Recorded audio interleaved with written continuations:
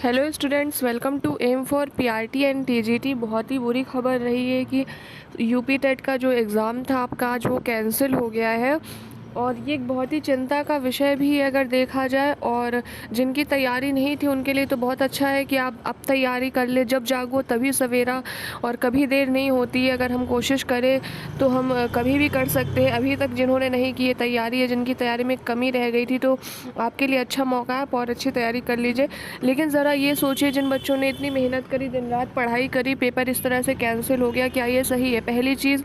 दूसरी चीज़, अगर पेपर किसी रीज़न से कैंसिल हुआ है तो क्या उन रीज़न्स का समाधान नहीं होना चाहिए? क्योंकि ये पहली बार तो हुआ नहीं है।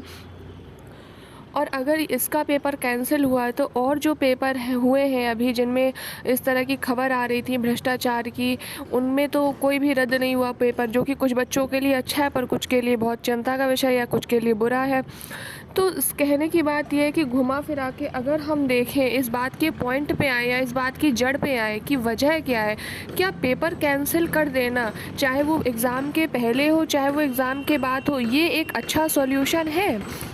क्योंकि सीधी सी बात है, एक बार जो चीज़ें हो चुकी हैं, एक बार भ्रष्टाचार अगर यह हो रहा है तो दोबारा भी हो जाएगा, तिबारा भी हो जाएगा। क्या इसका परमानेंट सॉल्यूशन नहीं निकालना चाहिए कि पेपर इस तरीके से रखे ही क्यों जाते हैं कि वो लीक हो जाए? पेपर इस तरीके से करवाए ही क्यों जाते हैं कि भ्रष्टाचार हो? सीधी सी बात है। तो हमें किसी भी समस्या की जड़ पे जाना चाहिए कि जड़ क्या है, उस जड़ का समाधान करो, समस्या का समाधान अपने आप हो जाएगा।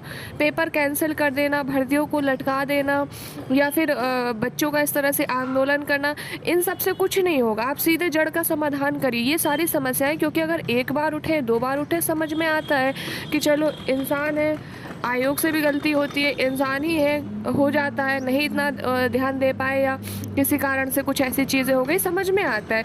लेकिन वही चीज़ें जब बार बार हो जाए तो वो गलती नहीं होती, वो एक आदत हो जाती है।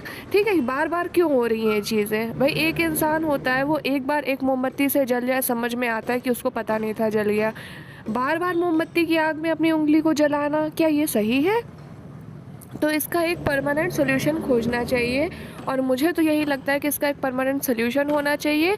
दूसरी चीज़ मैं ये भी कहना चाहूँगी बच्चों से, जो भी बच्चे तैयारी कर रहे थे, जिनको एग्ज़ाम देना था, या जो सुपर टेट की भर्ती के लिए वेट कर रहे थे, तो आप बिल्कुल निराश मत होइए कि यूपी टेट का आज एग्ज़ाम कैंसिल हो गया। एग्ज़ाम कैंसिल हो गया तो आगे चल कर के होगा, ठीक है? इसमें निराशा वाली कोई बात नहीं है कि आप जो है अपनी तैयारी बंद कर दें। क्योंकि अगर आप तैयारी, चलो मान लिया एक घड़ी के लिए कि आपने तैयारी बंद भी कर दी, तो आप क्या करेंगे? क्या फ्री बैठे रहेंगे? तो फ्री बैठने से तो अच्छा ही है ना कि दो चार किताबें पढ़ लो, दो चार टॉपिक पढ़ लो। मैं ये नहीं कहती हूँ कि भर्ती का सोच के पढ़ो, नॉर्मली ही पढ़ लो। नॉलेज है कोई, उससे आपका नुकसान थोड़ी ना होना है कि आपकी बॉडी में पानी की कमी हो जाएगी अगर आपने पढ़ाई कर ली। एक नॉलेज के लिए पढ़ लो सोच कर कि आप, या नॉर्मल तरीके से पढ़ लो। सारा दिन अगर आप मोबाइल चला सकते हो, फ्री बैठ सकते हो, घूम सकते हो, तो फिर दो टॉपिक पढ़ने में क्या जाता है एक दिन में? अगर इस तरीके की थिंकिंग से आप पढ़ सकते हैं तो पढ़िए। सेकंड चीज़ क्या है, मैं तो यही कहूँगी, आप लास्ट दिसंबर तक, जनवरी में शायद आचार संहिता लग जाए, मिड जनवरी तक, जब भी वो आपको पता चल जाएगा। लेकिन फ़िलहाल मैं आपसे यही कहूँगी कि आप लास्ट दिसंबर तक वेट करें। लास्ट दिसंबर में आपको बिल्कुल क्लियर हो जाएगा सुपर टेट के बारे में भी और केवीएस के बारे में भी, ठीक है? क्योंकि केवीएस की तो ऑलमोस्ट जो नोटिस है वो आ ही चुका था सीट को लेकर के। उन्होंने जानकारी मांगी थी सीट का कैसा क्या, उन्होंने जानकारी प्रोवाइड कराई थी कि कितनी सीट जो है किस पोस्ट में खाली हैं। तो इस पर मैंने वीडियो बनाई है, आप चाहे तो देख सकते हैं चैनल पर, अदरवाइज़ आपको बहुत सारी वीडियोज़ मिल जाएंगी। तो इस सीट्स को लेकर के उन्होंने बात करी थी। तो केवीएस का तो ऑलमोस्ट ये है ही कि लास्ट दिसंबर तक इसके बारे में कुछ ना कुछ जानकारी मिल ही जाएगी। और इसके बाद क्योंकि इलेक्शन आने वाले, तो सुपर टेट की भी आपको जानकारी दी जाएगी। होना है तो भी दी जाएगी, नहीं होना है तो भी दी जाएगी, आपको सारी जानकारी मिल जाएगी, ठीक है? तो आप इसमें बिल्कुल ही परेशान ना होइए। आप ये ना करिए कि आपने पढ़ाई बंद कर दी, पूरा दिसंबर का महीना बर्बाद चला गया, लास्ट दिसंबर का वेट कर रहे हैं कि जब कोई जानकारी मिलेगी उसके बाद पढ़ना स्टार्ट करेंगे। ये चीज़ें बिल्कुल भी मत करिए, ठीक है? एग्ज़ाम सिर्फ कैंसिल हुआ है, एग्ज़ाम ऐसा तो नहीं कि हमेशा के लिए यूपी टेट ही ख़त्म कर दिया गया है या कुछ, तो ऐसा कुछ नहीं है। एग्ज़ाम आज कैंसिल हुआ है, कुछ दिन बाद फिर से हो जाएगा।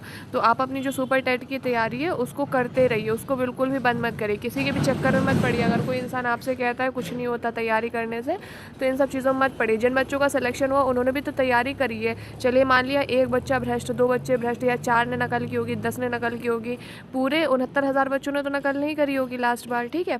या फिर जो केवीएस में भर्ती निकली है, जो भी इतने सारे बच्चों का हुआ है, तो क्या सबने नकल ही करी थी? नहीं, मेहनत करने वाले भी पास हुए हैं।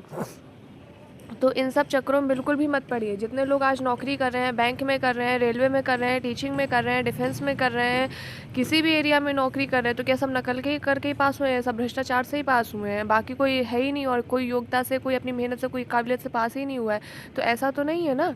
तो इसलिए किसी भी ऐसी बातों के चक्कर में आप बिल्कुल भी मत पड़िए। जो गलत चीज़ें हैं ज़रूर उनका विरोध अवश्य करिए, और उन गलत चीज़ों के खिलाफ एक्शन भी होना चाहिए। लेकिन इसका मतलब ये नहीं कि हम अपनी पढ़ाई बंद कर दें, अपनी तैयारी बंद कर दें और सिर्फ नेगेटिव चीज़ें ही सोच करके बैठे। ठीक है, ऐसे लोग क्या होते हैं, उनका एक काम यही होता है कि जितना कंपटीशन कम हो जाए उतना ही अच्छा है। आज आपने पढ़ाई बंद कर दी उनकी सोच के, कल आपको देख करके 100 लोगों ने और बंद कर दी, फिर 100 को देख करके 1000 लोगों ने बंद कर दी।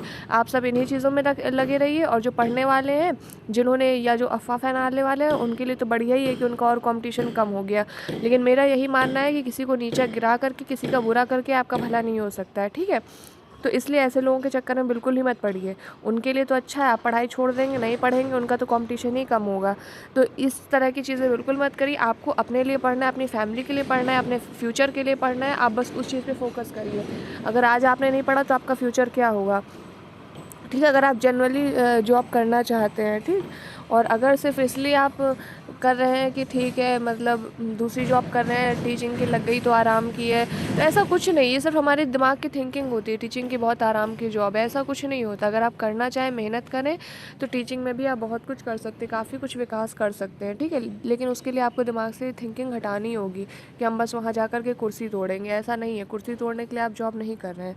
ठीक, तो इसलिए आप अच्छे से मेहनत करिए, डेडिकेटेड रहिए अपने काम के प्रति। किसी भी तरह के अगर आपको ये शिक्षा देता है कि पढ़ाई बंद कर दो, तैयारी बंद कर दो, सब कुछ बेकार है, नेगेटिव चीज़ों के पीछे बिल्कुल भी मत भागिए। जितना आप नेगेटिव चीज़ों के पीछे भागेंगे, उतना आपकी दिमाग भी, आपकी थिंकिंग भी नेगेटिव हो जाएगी।